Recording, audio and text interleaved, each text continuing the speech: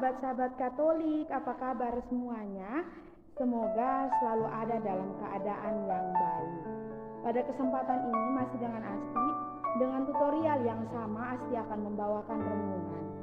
Sebelum kita memulai dengan renungan kita pada pagi hari ini, saya mengajak kita semua untuk menghadap Tuhan dalam doa. Dalam nama Bapa dan Putra dan Roh Kudus. Amin.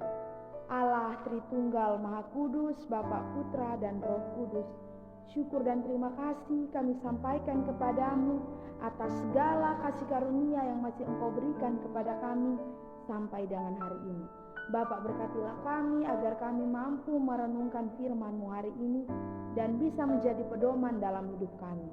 Demi Kristus Tuhan dan pengantara kami yang hidup dan berkuasa kini dan sepanjang masa. Amin.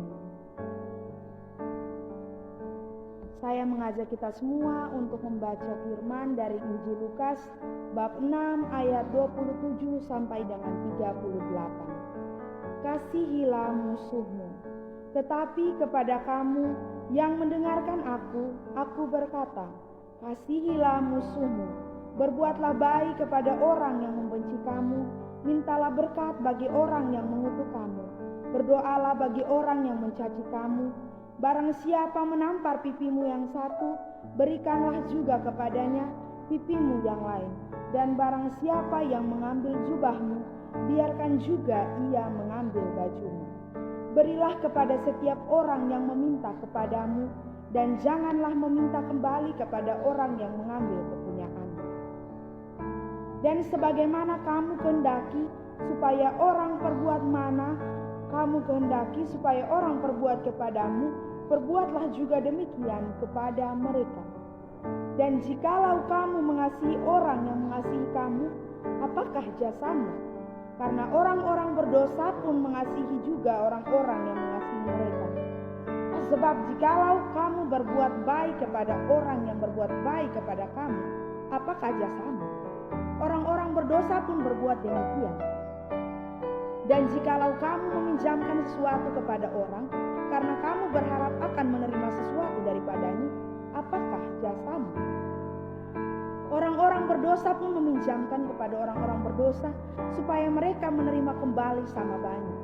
Tetapi kamu, kasihilah musuhmu dan berbuatlah baik kepada mereka, dan pinjamkanlah dengan tidak mengharapkan balasan. Maka upahmu akan besar dan kamu akan menjadi anak-anak Allah yang Maha Tinggi. Sebab ia baik terhadap orang-orang yang tidak tahu berterima kasih dan terhadap orang-orang jahat. Hendaklah kamu murah hati sama seperti Bapakmu adalah murah hati. Janganlah kamu menghakimi, maka kamu pun tidak akan dihakimi. Dan janganlah kamu menghukum, maka kamu pun tidak akan dihukum. Ampunilah dan kamu akan diampuni. Berilah dan kamu akan diberi. Suatu takaran yang baik yang dipadatkan, yang digoncang dan yang tumpah keluar akan dicurahkan ke dalam ribaan. Sebab ukuran yang kamu pakai untuk mengukur akan diukurkan kepadamu. Demikianlah sabda Tuhan. Terpujilah Kristus. Saudara-saudariku yang terkasih dalam Kristus, judul renungan yang saya bawakan pada hari ini ialah dengan tema sahabat-sahabatku Katolik sekalian, hidup dalam kasih persaudaraan. Demikian tema yang saya bawakan pada hari ini, hidup dalam kasih persaudaraan. Saudara-saudariku yang terkasih dalam Kristus, Penginjil Lukas hari ini menyampaikan kepada kita tentang kasihilah musuhmu. Ungkapan kasihilah musuhmu mau mengajarkan kepada kita tentang kerendahan hati, yang kemudian bisa menempatkan kita dalam hidup yang lebih baik, ya, hidup dalam kasih persaudaraan. Tetapi kepada kamu yang mendengarkan aku berkata, kasihilah musuhmu, berbuatlah baik kepada orang yang membenci kamu, mintalah berkat bagi orang yang mengutuk kamu, berdoalah bagi orang yang. Demikian ungkapan yang Yesus sampaikan kepada kita. Pertanyaan refleksi kepada kita semua. Mampukah kita mengasihi mereka yang membenci kita? Ataukah mampukah kita mendoakan mereka yang mencaci kita? Penginjil hari ini dengan jelas menyampaikan kepada kita tentang kasihilah musuhmu.